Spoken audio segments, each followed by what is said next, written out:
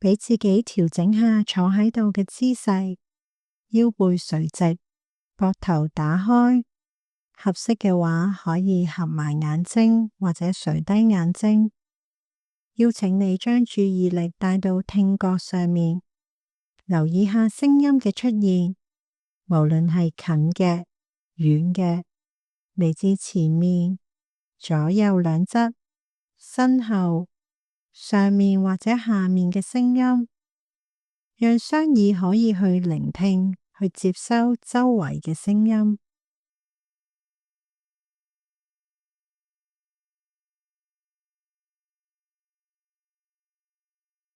留意下自己可能會有個傾向，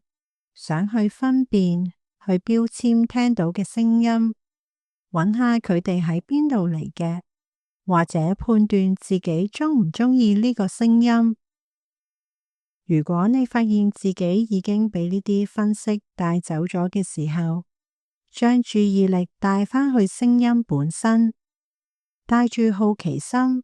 單純地留意聲音嘅感官特質，就好似第一次聽到呢啲聲音咁，每一個聲音都係全新嘅。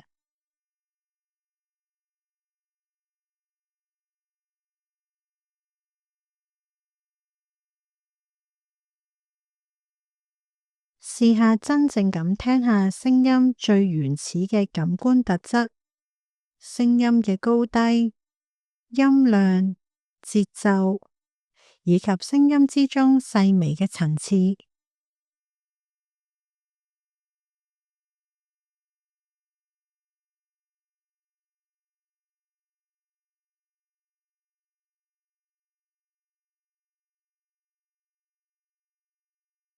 試下可唔可以留意到有啲聲音可能被其他更明顯嘅聲音遮蓋咗，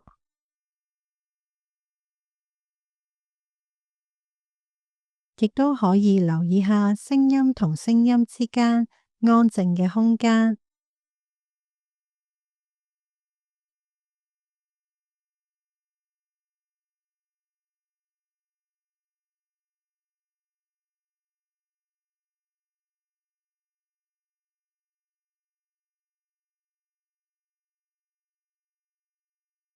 留意下聲音嘅出現、停留、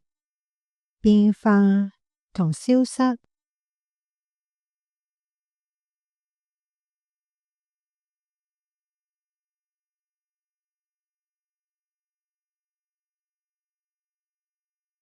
而家可以將注意力從聲音轉移到腦海出現嘅思緒上，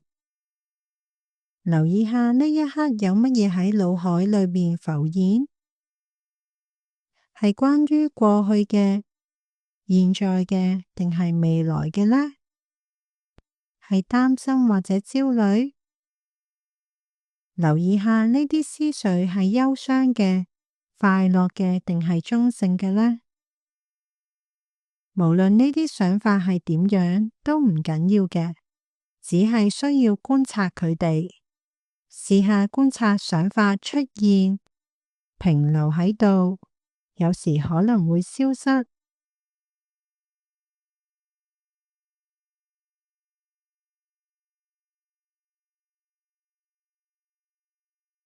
我哋唔需要去控制思緒，好似頭先覺察聲音咁，容讓想法好似聲音一樣自由咁來來去去。當想法出現喺腦海嘅時候，觀察佢哋會嚟會走，就好似雲喺天空度經過，你嘅心就好似天空，想法就好似啲雲咁，啲雲有時大啲，有時細啲，有時係好重嘅黑雲，有時係輕啲嘅白雲，啲雲來來去去，而天空始終如一。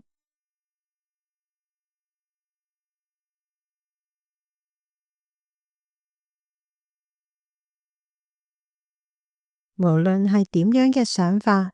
我哋都可以試下去觀察佢哋，好似觀察聲音咁，佢哋會停留喺度一陣，又可能會消失。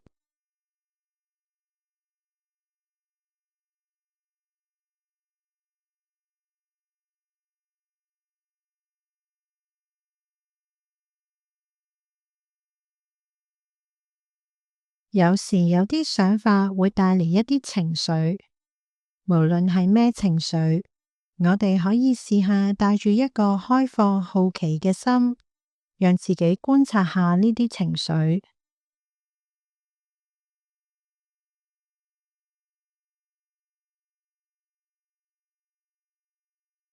可能你會發現有啲想法帶嚟嘅情緒好強烈，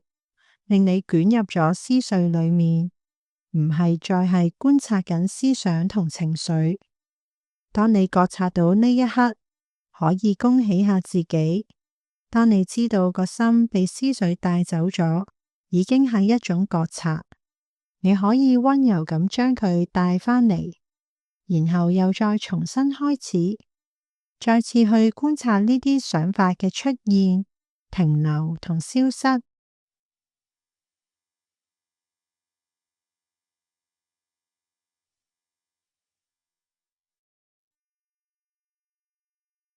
如果你嘅心一次又一次咁捲入啲思緒裏面，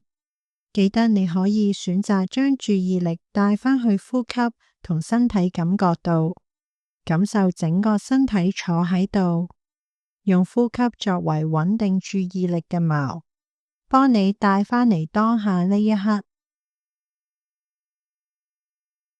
如果覺得合適，你可以選擇再一次帶住覺察去觀察思想同情緒嘅出現、停留同消失。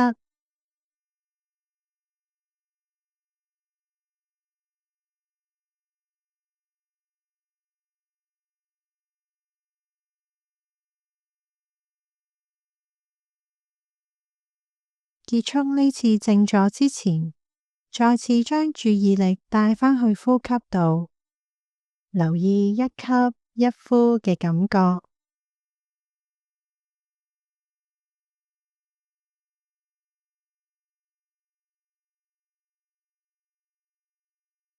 記得無論你身處喺邊度，無論你經歷緊乜嘢，